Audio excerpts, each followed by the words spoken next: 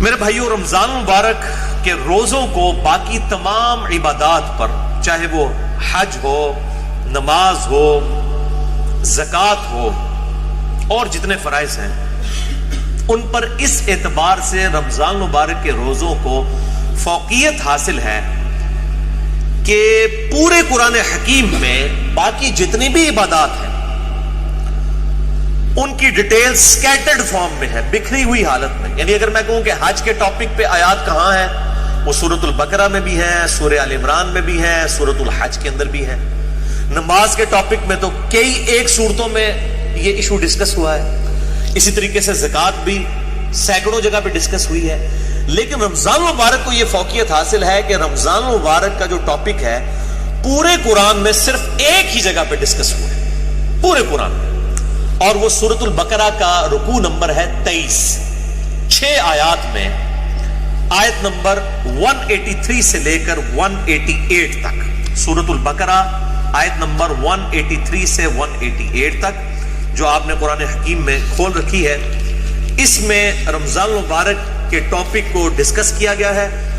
پورے قرآن کے اندر اس ایک مقام کے علاوہ نہ کہیں پہ کسی روزے کا ذکر ہے، نہ رمضان مبارک کے حوالے سے کوئی ڈیٹیلز آئی ہیں سوائے اس ایک موقع کے. یہ 6 آیات انشاءاللہ ہم آج کور کریں گے، اور اس میں 6 آیات کے اندر 5 سب ٹاپکس ڈسکس ہوئے ہیں چھوٹے چھوٹے. میں وہ ساتھ ساتھ کلیریفائی کرتا چلا جاؤں گا. اعوذ باللہ من الشیطان الرجیم، بسم اللہ الرحمن الرحیم. سورۃ البقرہ رکوع نمبر 23 آیت نمبر 183 سے لے کر 188 تک. پہلے 2 آیات ہم ڈسکس کریں گے، آیت نمبر 183 اور 184، جس میں ٹاپک نمبر 1 ہے رمضان مبارک کی اہمیت اور مقصد کیا ہے اور اس کی فرضیت. اعوذ باللہ من الشیطان الرجیم، بسم اللہ الرحمن الرحیم. یا ایھا الذین آمنوا کتب علیکم الصیام، اے ایمان والو تم پر روزے فرض کیے گئے ہیں. کما کتب علی الذین من قبلکم، جیسا کہ تم سے جو پہلی امتیں گزری تھیں ان پر بھی روزے فرض کیے گئے تھے. یہ امت محمدیہ صلی اللہ علیہ وآلہ وسلم کا خاصہ نہیں ہے، بلکہ جس طریقے سے نماز بھی اگلی امتوں پر فرض تھی اس کے طریقے میں فرق ہو سکتا ہے، اسی طریقے سے روزے بھی اگلی امتوں پر فرض کیے گئے تھے. اور مقصد کیا تھا؟ لعلکم تتقون، تاکہ تم متقی بن سکو. تقوی کا جو روٹ ورڈ ہے عربی میں وہ ہے وقا. وقا کہتے ہیں عربی میں بچنے کو. یعنی جس شخص کو یہ یقین ہو کہ کسی ہستی نے میری مرضی کے بغیر مجھے پیدا کیا ہے اور وہ میرے ساتھ کچھ بھی کرنے پر قادر ہے، اس کے خوف کی وجہ سے، اس کے ڈر کی وجہ سے گناہوں سے بچنا اور فرائض پر استقامت اختیار کرنا، یہ ہے تقوی. اب وہ گناہ حقوق العباد سے ریلیٹڈ بھی ہو سکتے ہیں اور حقوق اللہ سے ریلیٹڈ بھی ہو سکتے ہیں، اور فرائض بھی حقوق العباد سے ریلیٹڈ بھی ہو سکتے ہیں اور حقوق اللہ سے ریلیٹڈ بھی ہو سکتے ہیں. سورۃ الحجرات میں واضح طور پر آیا ان اکرمکم عند اللہ اتقاکم، بے شک تم میں اللہ تعالیٰ کے نزدیک سب سے عزت والا وہ ہے جو زیادہ متقی ہے. اور رمضان کا مقصد بھی تقوی ہے. اب مجھے ضمناً حدیث یاد آئی جو بخاری اور مسلم دونوں میں موجود ہے. کتاب النکاح چیپٹر میں یہ پہلی حدیث ہی آپ کو مل جائے گی، صحیح بخاری میں بھی، صحیح مسلم میں بھی اور مشکات میں بھی، نکاح والے چیپٹر میں، کہ آپ صلی اللہ علیہ وآلہ وسلم نے فرمایا اے نوجوانوں کے گروہ، تم میں سے جو نکاح کی استطاعت رکھتا ہو اسے چاہیے کہ وہ نکاح کرے. یہ چیز اس کے شرمگاہ کی حفاظت میں مدد کرے گی اور نگاہوں کو نیچا رکھنے میں اس کو سپورٹیو ہوگی. اور جو نکاح کی استطاعت نہ رکھتا ہو، یعنی فائنینشلی اس کو سپورٹ نہ کر سکتا ہو ازدواجی زندگی کو، تو وہ روزے رکھ کر اپنی شہوت کو ٹھنڈا کرے. یعنی روزہ جو ہے یہ تقوی کے حصول کا ایک ذریعہ ہے. ایام معدودات، گنتی کے چند دن ہیں، یہ رمضان کا جو مہینہ ہے اور روزے ہیں. فمن کان منکم مریضا، پس جو کوئی تم میں مریض ہو، اس میں بھی ایکسیپشن دے دی کہ اگر مریض ہو، او علی سفر، یا وہ سفر میں ہو، فعدۃ من ایام اخر، تو وہ اپنی گنتی کو باقی دنوں میں پورا کر سکتا ہے. اب وہ سفر چاہے آرام دہ ہو یا غیر آرام دہ ہو، اس سے کوئی سروکار نہیں ہے، سفر میں وہ روزہ چھوڑ سکتا ہے، لیکن باقی دنوں میں گنتی پوری کرنی ہوگی. باقی اس کی ڈیٹیلز انشاءاللہ فقہی احکام و مسائل ہم اگلی نشست میں ڈسکس کریں گے.